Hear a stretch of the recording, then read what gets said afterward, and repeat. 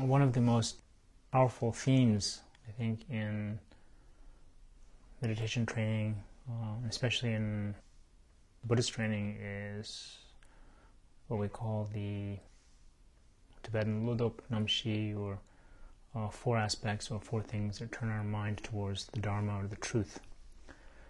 And it's the notion of turning our mind towards what's important.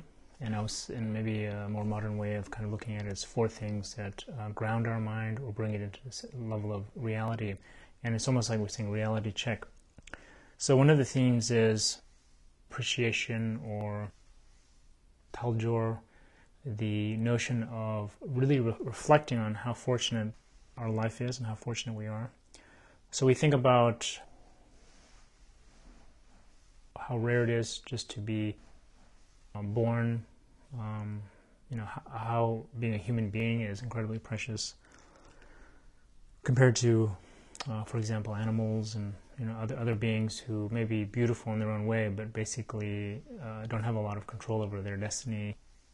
We see a lot of times, an animal, you can tell them they're going to die tomorrow, but they have no kind of comprehensive way maybe of experiencing it. If we are told we're going to be dying tomorrow, it has a profound effect on everything that happens. And in that way, we actually reflect in saying we could die tomorrow. I mean, something could happen and we don't know how long we're going to be living. So reflecting about how precious is what we have. So I think it's a very powerful tool, because essentially what it does is it makes a day a lifetime. And I always felt that was very powerful. A lot of times we live today, we say we have today, and we also have 365 more days just like today. And the reality is that theoretically we kind of understand what that means, but experientially you can't live all those days at once. You have to live one day at a time, one moment at a time. So it's not just being overly poetic or a simplification, it's the reality. So a lot of what happens is that when we think we have more time than we do, we pay less attention to what's happening. Each action becomes meaningless because we say, there's more of them.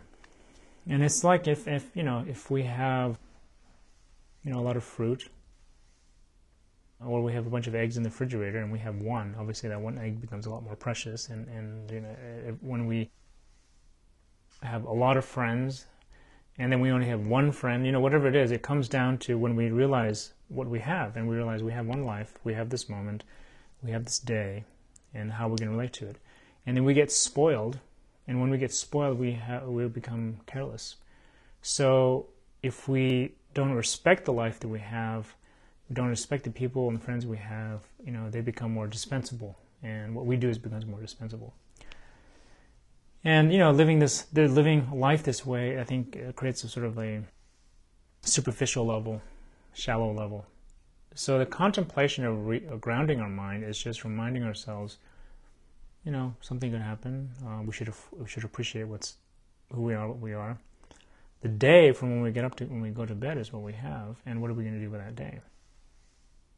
The way that I think about it is the mind, it works on habit. So if you begin to habitually train your mind to be shallow, to be careless, that's how it's going to be more tomorrow. If you train it to be more deep and more insightful, it will be more deep and insightful tomorrow. So what happens is, by our getting up in the morning thinking, another day, who cares, or I have to rush through this, we're actually ingraining that habit. So tomorrow we're more likely to rush and to be less caring and less interested tomorrow. So we think, when it's really important, I'll be more caring. But it's going to be hard because we've essentially trained ourselves the opposite way. So a lot of times when something really important happens, we just don't know how to deal with it because we've actually trained ourselves the other way. So the notion of training ourselves or grounding ourselves, and I think the mind is very powerful, because if we most of us, when we have the time to relax and focus and meditate or focus, all of a sudden the reality comes through. We're very affected by it. So we have a day, it's a lifetime. What do you want to do in this lifetime? What do you want to do in this day? What's important? Well, clearly if we have friends, we'd say, I want to tell them how much I love them. I want to listen to what they're saying. I want to see them. I'm not going to just lay my trip on them. When I'm eating my food, I'm not just going to gobble it up and kind of throw it away. I'm going to enjoy each bite. And again, it doesn't have to be slow motion. We don't have to become, you know, time doesn't have to stand still, but just the attitude and appreciation. So that's kind of the notion of free and well-favored. You know, we are free, we are well-favored, we are fortunate.